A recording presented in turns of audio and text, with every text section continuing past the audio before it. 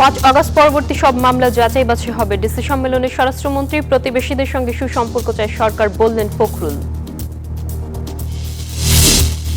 16 মে চাঁদপুর ও 25 মে ফেনী যাচ্ছেন প্রধানমন্ত্রী তারেক রহমান। তিস্তা মহাপরিকল্পনা নিয়ে আলোচনা হয়েছে, জানালেন পানি সম্পদ মন্ত্রী। পশুরহাটে চাঁদাবাজি হলে কঠোর ব্যবস্থা, হুঁশিয়ারি স্থানীয় সরকার প্রতিমন্ত্রীর। রেল লাইনের পাশে ও সড়কে না বসার কড়া নির্দেশ। এলডিসি উত্তরণে বাংলাদেশের পরিকল্পনা চান ইইউ রাষ্ট্রদূত। চ্যালেঞ্জ মোকাবেলায় কমানো হবে আমদানি খরচ, বললেন বাণিজ্য মন্ত্রী। পুলিশের সামনেই রাজশাহী উন্নয়ন কর্তৃপক্ষের টেন্ডার বাক্স লুট, জড়িত 2 নেতাকে বহিষ্কার করেছে মহানগর যুবদল। মামলার প্রস্তুতি। এবং ভূমিধস জয়ের পর নিজ কর্মীদের শান্ত থাকার আহ্বান শুভেন্দুর। নয়া বিধায়কদের সঙ্গে অমিত শাহর বৈঠক আজ। নির্বাচন পরবর্তী সহিংসতা চলছেই।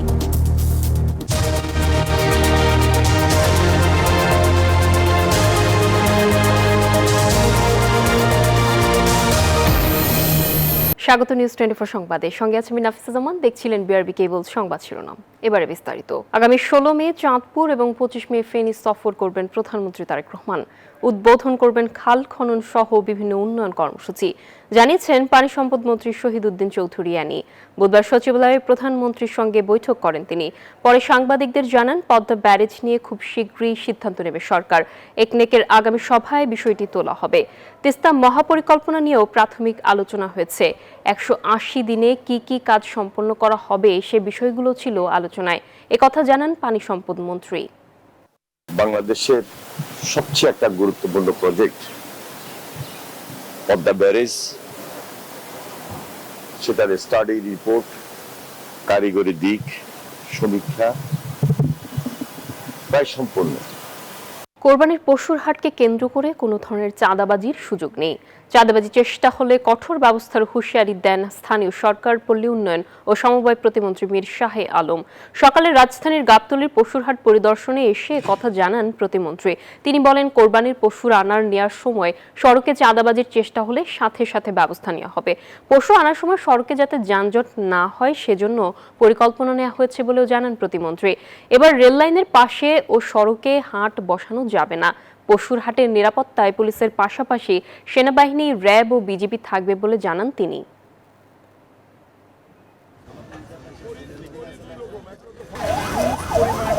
মাননীয় প্রধানমন্ত্রী প্রত্যেকটি বিষয়ে, যে বিষয়গুলোতে ওনার মিটিং করবার কথা না বা অনুশাসন জারি করবার কথা না, সেই বিষয়গুলো উনি সরাসরি নজরে নিয়ে আসেন এবং কথা বলেন। আমরা সরকারের পক্ষ থেকে এইটুকু নিশ্চয়তা দিতে পারি যে রাস্তাঘাটে যারা কুরবানির গরু বা পশু নিয়ে যাওয়া নিয়ে আসা করবে, চাঁদাবাজির কোনো ঘটনা ঘটবে না এবং ঘটলেও আইন শৃঙ্খলা বাহিনী সেগুলো কঠোর হস্তে দমন করবে।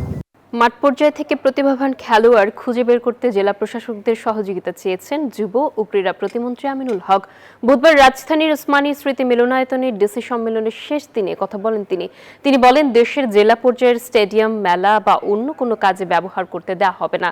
জেলা প্রশাসক সম্মেলনের 4র্থ দিনে মাঠ পর্যায়ের শীর্ষ কর্মকর্তাদের সঙ্গে বৈঠক শেষে কথা জানান তিনি। বৈঠক শেষে সমাজ কল্যাণ প্রতিমন্ত্রী ফারজানা শারমিন জানান, সরকারি ভাতাভোগীদের তালিকা হালনাগাদ করতে কমিটি গঠন করেছে সরকার।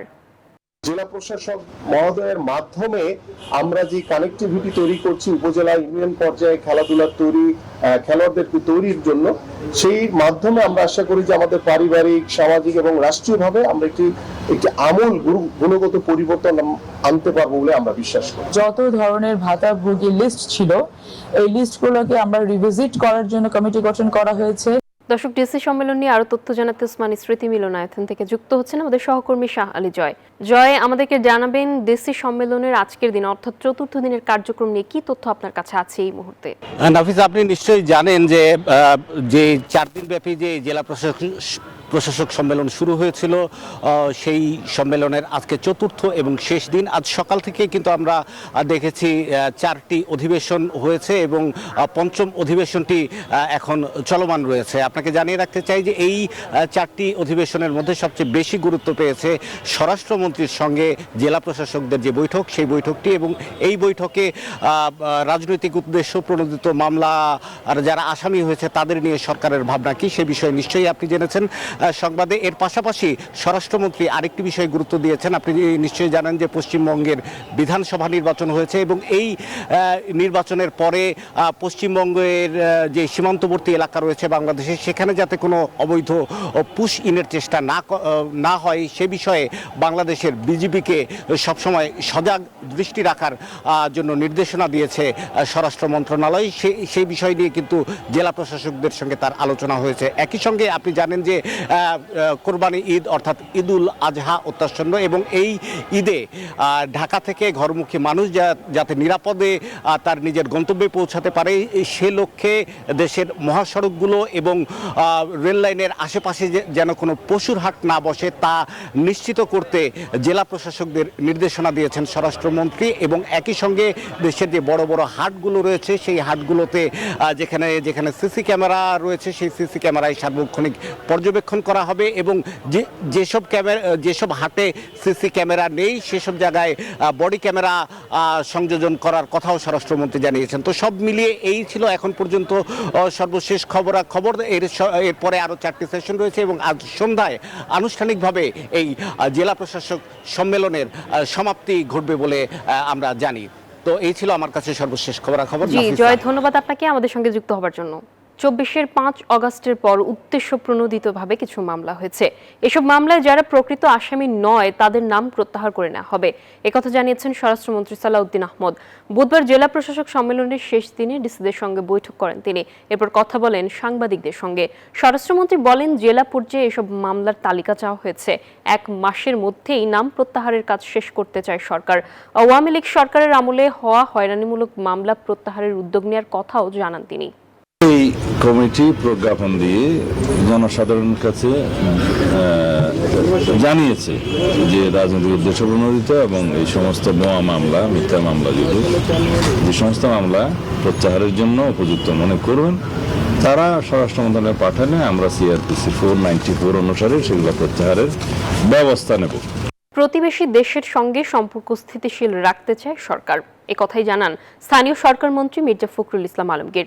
তিনি বলেন, রোহিঙ্গা সংকট সমাধান, বঙ্গোপসাগরের নিরাপত্তা জোরদার ও জ্বালানি সংকট মোকাবেলায় করতে কাজ চলছে।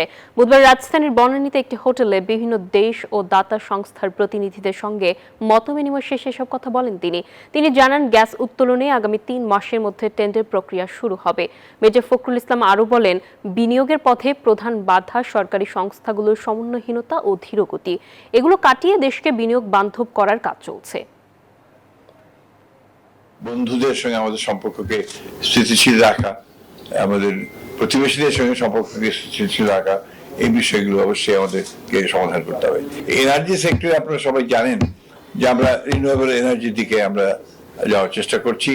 আমরা আপনার সোলার এনার্জির দিকে আমরা যাওয়ার চেষ্টা করছি এবং একই সঙ্গে অনশোর এবং অফশোর যে এক্সপ্লোরেশন আপনার গ্যাস এবং তেল উত্তোলন করবার যে কাজগুলো সেগুলো আমরা শুরু করেছি।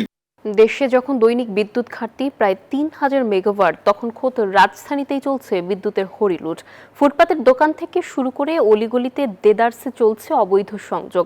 একটি মিটার থেকে দেয়া হচ্ছে শত শত লাইন, যা সৃষ্টি করছে চরম অগ্নিঝুঁকি। নাকের ডগায় চলা এসব বিষয়ে নীরব ডেস্কো। জ্বালানি বিশেষজ্ঞরা বলছেন, এমন কর্মকাণ্ড রাষ্ট্রযন্ত্র করে রাষ্ট্র অচল করার দৃষ্টান্ত।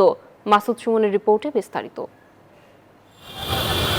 গোধূলি গড়িয়ে সন্ধ্যা নামতেই ঝলমলে ওঠে রাজধানীর ফুটপাত, অথচ এই আলোর পেছনের গল্পটা বেশ অন্ধকার। দেশে যখন প্রায় 3000 মেগাওয়াট বিদ্যুতের ঘাটতি সামলাতে হিমশিম খাচ্ছে কর্তৃপক্ষ, তখন এক শ্রেণীর অসাধু সিন্ডিকেটের পকেটে যাচ্ছে রাষ্ট্রের সম্পদ। ঢাকার বেড়াইদ এলাকা, রাস্তার উপর বিপজ্জনকভাবে ঝুলে আছে শত শত হোল্ডার আর অনিরাপদ তারের সংযোগ খুঁজতে বেশি বেগ পেতে হয়নি আমাদের। ডালপালায় ঢাকা বা খানিকটা আড়াল থাকা খুঁটি থেকেই নেওয়া হয়েছে হুকিং সংযোগ। দোকানে হুকিং সংযোগ, তারপরেও প্রতি সন্ধ্যায় এই মহিউদ্দিন অন্তত 300 দোকান থেকে তুলেন প্রায় 15,000 টাকা, যা মাস শেষে দাঁড়ায় 4.5 লাখে। প্রতিদিন এক লাইটে 30 টাকা। প্রতিদিনই দিতে হয় নাকি প্রতিদিন? তা সরকারের এই বিদ্যুৎ চুরির রোধে আমরা অনুমোদন নিয়ে আমরা এই মিটারগুলো সরকার এটা সরকার থেকে এটা এই আপনার বিদ্যুৎ অফিস থেকে। মহিউদ্দিনের দাবি, বৈধ মিটার থেকেই এসব সংযোগ দিয়েছেন তার মালিক সালেউদ্দিন। নন্দীপাড়া ও মানিকনগরে সালেউদ্দিনের এমন আরও অন্তত 400 সংযোগ আছে। বৈধ মিটার দেখিয়ে এমন অনিরাপদ ও অবৈধ সংযোগের তদারকি নিয়ে জানতে চাইলে কথা বলতে নারাজ স্থানীয় বিদ্যুৎ office.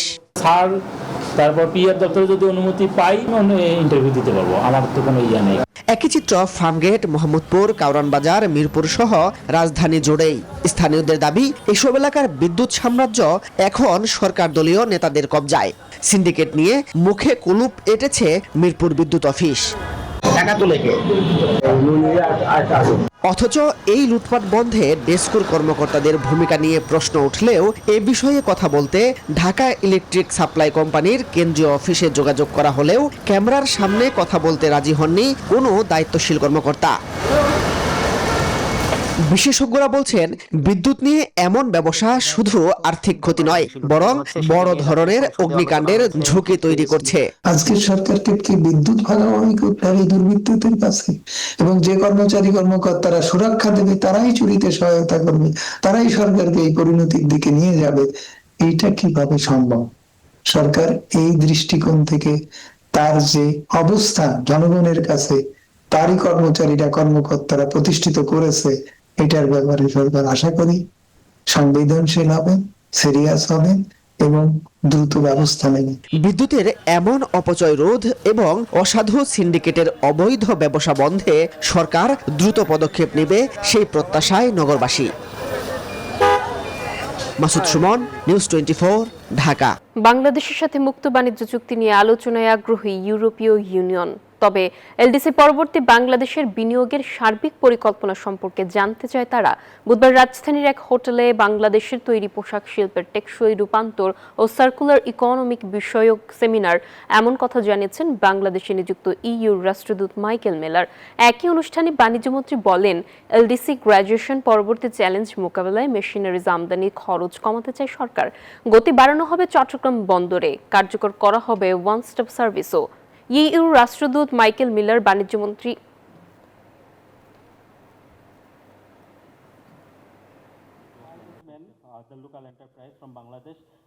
We are thinking dynamically about our relationship. Indeed, a little more than 1 week ago, we finalized negotiations on a new partnership and cooperation agreement between Bangladesh and the EU, passing a new milestone. And the ambition here, ladies and gentlemen, is to map out a dynamic, digital, green and globally connected future working together. We are going to make this territory investable. How? The first emphasis we are going to put on cut down on the logistic cost. যুক্তরাষ্ট্রের সাথে বাণিজ্য চুক্তিতে দেশের স্বার্থ প্রাধান্য পাবে বলে জানিয়েছেন প্রধানমন্ত্রীর অর্থ ও পরিকল্পনা উপদেষ্টা রাশেদ আল মাহমুদ তিতুমির। তিনি বলেন, পরামর্শের ভিত্তিতে দুই দেশের বাণিজ্যিক সম্পর্ক এগিয়ে নেওয়া হবে। বুধবার সচিবালয়ে যুক্তরাষ্ট্রের দক্ষিণ ও মধ্য এশিয়া বিষয়ক সহকারী বাণিজ্য প্রতিনিধি ব্র্যান্টন লিঞ্চের নেতৃত্বে মার্কিন বাণিজ্য প্রতিনিধি দলের সাথে বৈঠক করেন অর্থ উপদেষ্টা। প্রতিটি বিষয়ের মধ্যে একটা বিষয় খুবই নিশ্চিত, সেটি হচ্ছে যে আমরা কনসালটেশনগুলো করব এবং আমরা সেই মেকানিজমগুলো বার করব এবং যাতে করে বাংলাদেশের আমাদের স্বার্থ লক্ষিত হয়, কারণ সবার আগে বাংলাদেশ। সংরক্ষিত নারী আসনের সংসদ সদস্য হিসেবে শপথ নিয়েছেন এনসিপির যুগ্ম আহ্বায়ক নুসরাত তাবাসসুম। এদিকে এনসিপির আরেক যুগ্ম আহ্বায়ক মনিরা শারমিন মনোনয়নপত্র বাতিলের সিদ্ধান্ত কেন অবৈধ হবে না তা জানতে চেয়ে রুল জারি করেছেন হাইকোর্ট।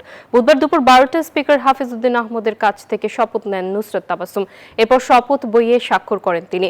অন্যদিকে জামায়াত জোটের আরেক প্রার্থী মনিরা শারমিন মনোনয়ন ফিরে পেতে আদালতের দ্বারস্থ হয়েছিলেন। আদালত রুল জারি করে সংস্থাটির জবাব দিতে বলেন। মনিরা শারমিন অভিযোগ করেন, কালো আইন দিয়ে নারীর ক্ষমতায়নে বাধা দেওয়া হচ্ছে।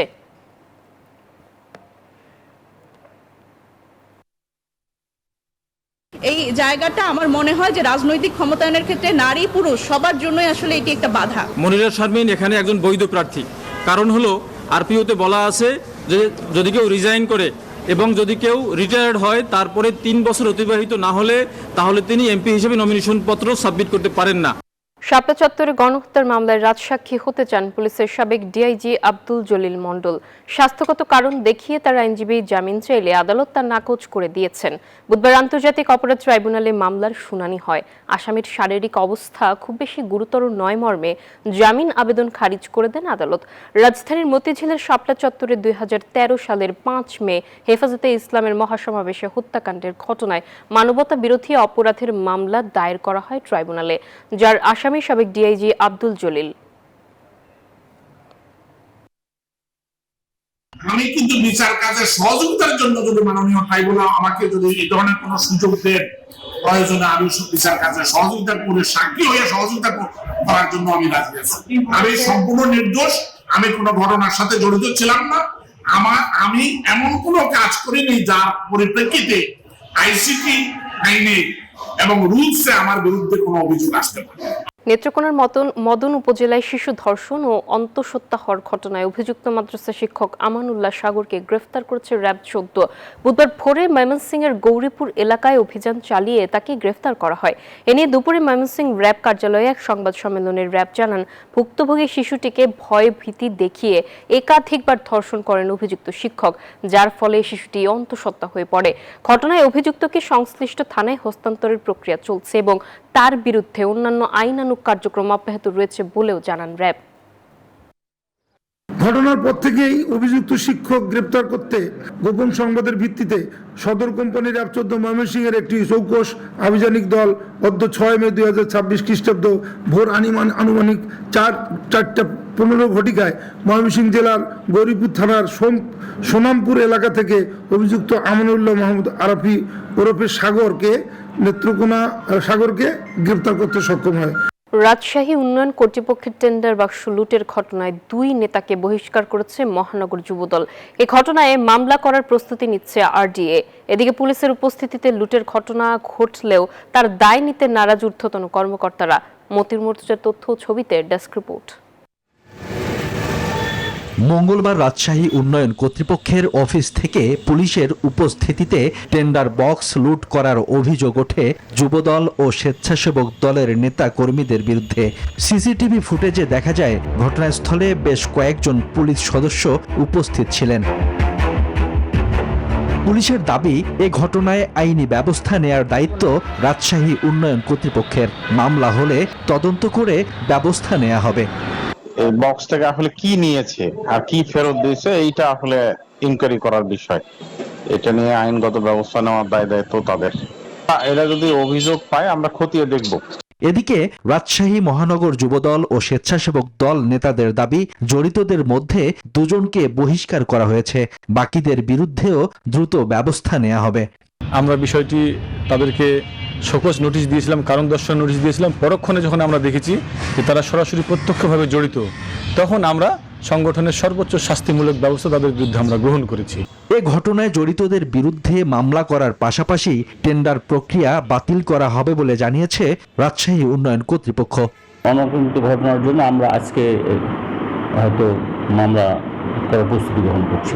টেন্ডার প্রক্রিয়া আমরা এটা গ্রহণ করেছি, কিন্তু আমরা এটা এই সমস্ত সামগ্রিক পরিস্থিতি পরিবেশ বিবেচনা করে মূল্যায়ন কমিটির সুপারিশ করা হবে। প্রকাশ্য দিবালোকে পুলিশের উপস্থিতিতে গুরুত্বপূর্ণ সরকারি অফিসে এমন ঘটনায় পুলিশের সক্ষমতা নিয়ে প্রশ্ন উঠেছে জনমনে। Desk report, news 24। মুখ্যমন্ত্রী বাদশাহী আজ পশ্চিমবঙ্গ যাচ্ছেন কেন্দ্রীয় স্বরাষ্ট্রমন্ত্রী অমিত শাহ। সেখানে 9 মে রাজ্য সরকারের শপথকে সামনে রেখে হবু বিধায়কদের সঙ্গে বৈঠক করবেন তিনি। এদিকে ভূমিধস বিজয়ের পর তৃণমূলের উস্কানিতে পা না দিয়ে বিজেপি নেতাকর্মীদের শান্ত থাকার আহ্বান জানিয়েছেন বিজেপি নেতা শুভেন্দু অধিকারী। বুধবার নন্দীগ্রামে এই আহ্বান জানান তিনি।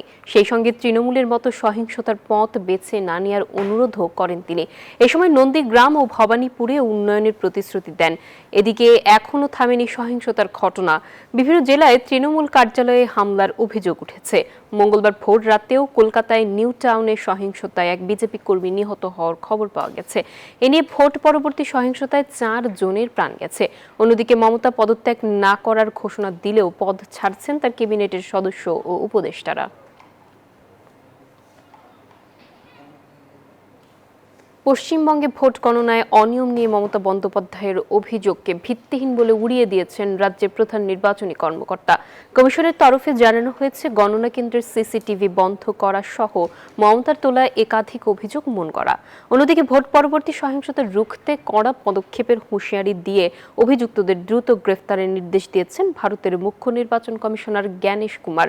এরই মধ্যে কলকাতা পুলিশের সদর দপ্তরের নির্দেশে বিদায়ী মুখ্যমন্ত্রী মমতা এবং অভিষেক বন্দ্যোপাধ্যায়ের বাড়ি ও কার্যালয়ের সামনে থেকে অতিরিক্ত নিরাপত্তা সরিয়ে নেওয়া হয়েছে। দর্শক, এ বিষয়ে আর খবর জানাতে কলকাতা থেকে যুক্ত হচ্ছেন আমাদের সহকর্মী ভাস্কর সর্দার। বিধায়কদের সাথে অমিত শাহর এই অভিযোগ বৈঠকের আগে বিজেপি শিবিরের অন্দরের খবর কি আছে আপনার কাছে জানাবেন, আর মুখ্যমন্ত্রী হিসেবে কাদের নাম এখন সবচেয়ে বেশি জোরালোভাবে শোনা যাচ্ছে?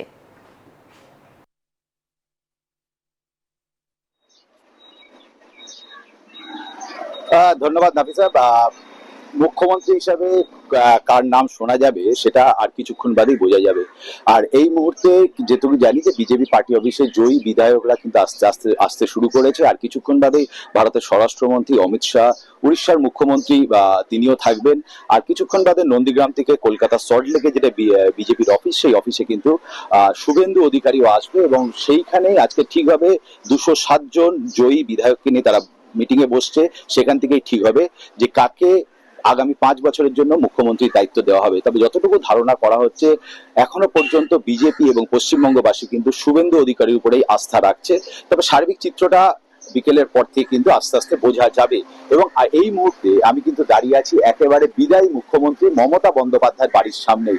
এইখানেই ছিল গার্ডরেল, এইখানেই মানুষকে পরিচয় দিয়ে ঢুকতে হতো, আজ কিন্তু পুরোটাই ফাঁকা। আমি ক্যামেরা পার্সন জ্যোতির্ময় দত্তকে বলবো যে একেবারে সরাসরি আমাদের চ্যানেলই প্রথম তুলে ধরছে মুখ্যমন্ত্রী মমতা বন্দ্যোপাধ্যায়ের বাড়ির চিত্রটা। এটাই মুখ্যমন্ত্রী মমতা বন্দ্যোপাধ্যায়ের বাড়ি। এই যে টালির সেট, সেই টালির সেটেই কিন্তু মমতা বন্দ্যোপাধ্যায় তিনি এখন এই বাড়িতেই আছেন। তিনিও তার মতন একেবারে ওয়ার রুমে থেকে বিজেপির বিধায়কদের নিয়ে তিনি বসবেন। যে তার যে 80 জন বিধায়ক, সেই 80 জন বিধায়ক নিয়ে তাদের যে পরবর্তী বিধানসভায় যে বিরোধিতা করবে, কি নিয়ে করবে, নেতৃত্বে বিজেপিও বসবে। সর্বশেষ তথ্য কলকাতা থেকে আমার কাছে এটাই থাকছে। জি ভাস্কর, ধন্যবাদ আপনাকে আমাদের সঙ্গে যুক্ত হওয়ার জন্য। আর এই ছিল নিউজ 24 সংবাদে। এতক্ষণ সঙ্গে থাকার জন্য সবাইকে ধন্যবাদ।